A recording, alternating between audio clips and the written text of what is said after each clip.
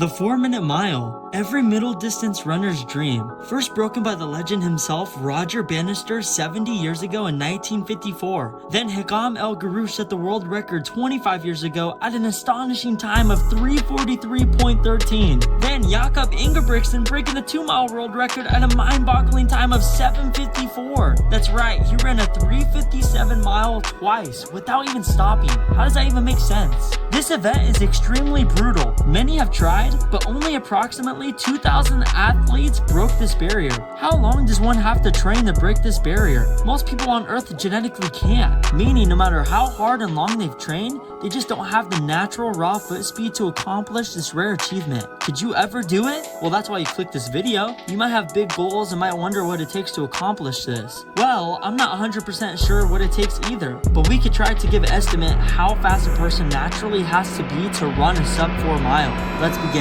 I am a D2 middle distance athlete. I have around 4:31 for the mile and 1:57 for the 800 meters. I always think it's crazy that someone can go do what I just did in the 800 meters, but twice without even stopping. It's just crazy. I someday want to break the 4-minute mile, and I'm guessing you do too. But like I said, what does it even take? So let's break it down in what you need to run in the 100, 400, and finally the 800. Now, I'm not really a crazy knowledgeable guy when it comes to this subject, and everyone is different, so take this with a grain of salt. 100 meters. When trying to do the research of a 4-minute miler's 100-meter foot speed, it was kind of hard to find. I couldn't really find any proven research that talks about this. In fact, all I could find is a discussion post on letsrun.com. This guy believes you need to run 11.6. This person believes you just need to run 13 flat. Someone even came up with an equation and came up with a time of 12.16 seconds. To be honest, I don't even know what your 100-meter time would have to be able to run a 4-minute mile. If I had to take a guess, it would have to be around at least 11.8 to 12.2, but that's just taking a guess. Let's move on. 400 meters. Now, when it comes to the 400 meters, it starts to give us a better idea if a person is actually capable of running a 4-minute mile. Sorry, 3:59 mile. You have to break 4. Anyways, moving on.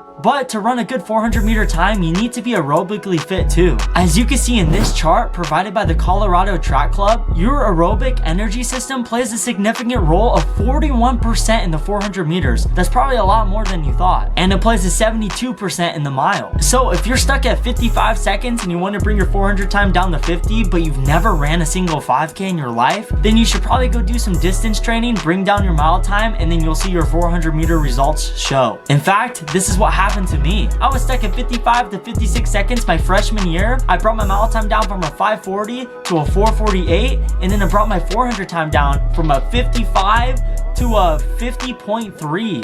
It really makes a difference, so go run. Anyways, let's look at current sub 4 milers and see what their 400-meter time is. This should give us an idea, right? As it turns out, not a lot of sub 4 milers run the 400 meters. In fact, I was looking and all I could find was Colin Solomon, a 3:53 miler, and he ran a time of 48.99. That's like crazy fast. But that's a 3:53 mile and not a 3:59 mile, so I kept looking. And finally, I found it. I found someone who ran a 3:59.5 mile, literally perfect. They barely broke the 4-minute mile, and they ran the 400. Let's get a drum roll, please. And as you can see, this person ran a time of 49.74. That's still really fast, but hey, he broke the 4-minute mile, and that's what it takes. Or does it? Everyone is different, but I still think your 400-meter time can be slower than 49.74. I honestly think it would only take a 53-second 400 meter to be physically capable of breaking the 4-minute mile. That is, if you've been running for years and years and you've been training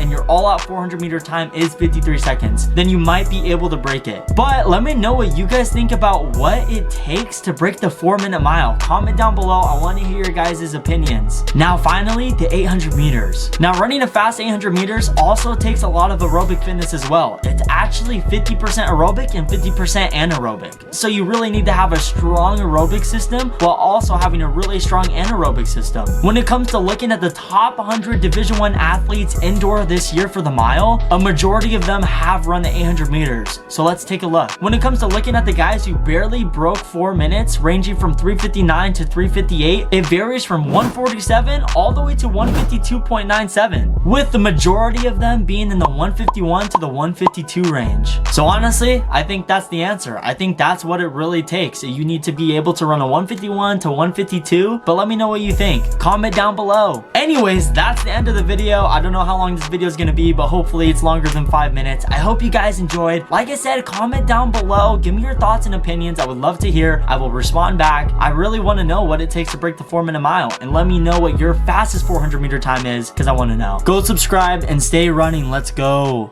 Do I look creepy?